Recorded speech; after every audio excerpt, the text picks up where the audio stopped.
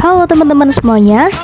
Pada materi kali ini, di sini saya akan menjelaskan mengenai perbedaan pengangguran antara Indonesia dan Italia. Namun sebelumnya, perkenalkan saya Tias Fitri Kartika Nuraini dengan NIU 560635. Selamat menyaksikan. Dalam 10 tahun terakhir, tingkat pengangguran di Indonesia menunjukkan tren yang cukup stabil dan cenderung menurun.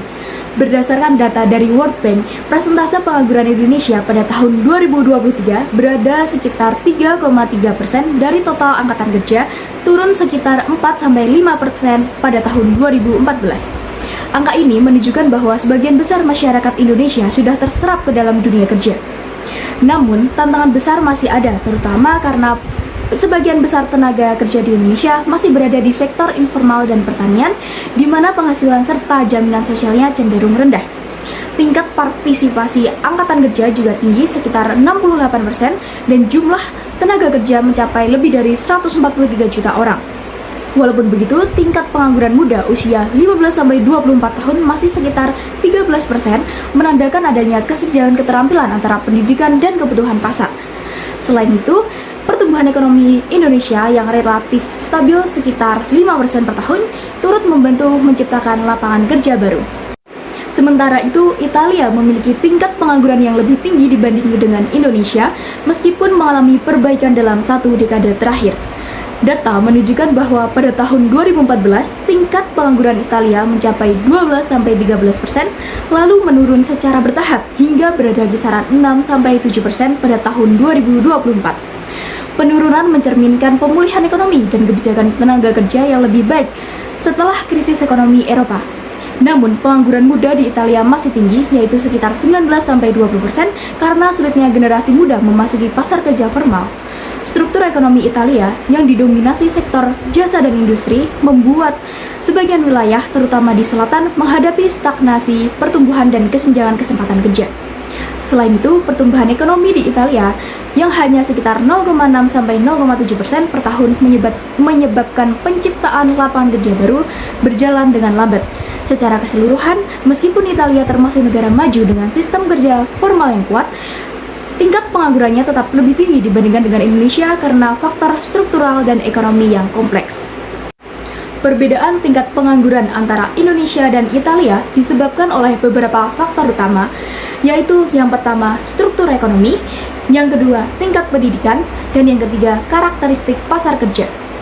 Indonesia, angka pengangguran rendah salah satunya karena banyak masyarakat yang bekerja di sektor informal seperti pedagang kecil, pertanian, atau jasa harian yang meskipun tidak bergaji besar tetap dihitung sebagai bekerja.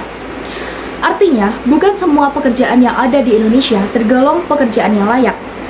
Sementara itu, di Italia, sistem ekonominya lebih maju dan formal, sehingga pekerja yang kehilangan pekerjaan lebih mudah tercatat sebagai pengangguran. Selain itu, pertumbuhan ekonomi di Italia lebih lambat dibandingkan dengan Indonesia, sehingga penciptaan lapangan kerja baru berjalan lebih sedikit. Di sisi lain, sistem kerja yang lebih ketat, biaya tenaga kerja yang tinggi, dan ketergantungan pada industri tertentu membuat penyerapan tenaga kerja tidak secepat negara berkembang seperti Indonesia. Dampaknya bagi tenaga kerja muda di kedua negara juga berbeda. Di Indonesia, banyak lulusan muda yang kesulitan mendapatkan pekerjaan sesuai dengan jurusannya karena kesenjangan keterampilan antara dunia pendidikan dan dunia kerja. Akibatnya, sebagian harus bekerja di luar bidang keahliannya atau menerima pekerjaan dengan gaji yang lebih rendah.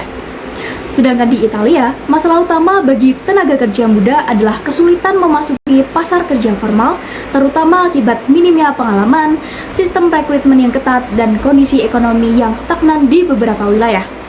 Kedua negara memiliki tantangan yang sama, yaitu memastikan agar generasi muda tidak hanya mendapatkan pekerjaan, tetapi bisa mendapatkan pekerjaan yang lebih produktif dan berkelanjutan. Oleh karena itu, baik Indonesia maupun Italia, peningkatan pelatihan keterampilan, kolaborasi antara universitas dan dunia industri menjadi langkah yang penting untuk mengurangi pengangguran muda serta memperkuat daya saing tenaga kerja masa depan. Sebagai calon sarjana, kita memiliki peran penting dalam membantu mengurangi angka pengangguran di Indonesia.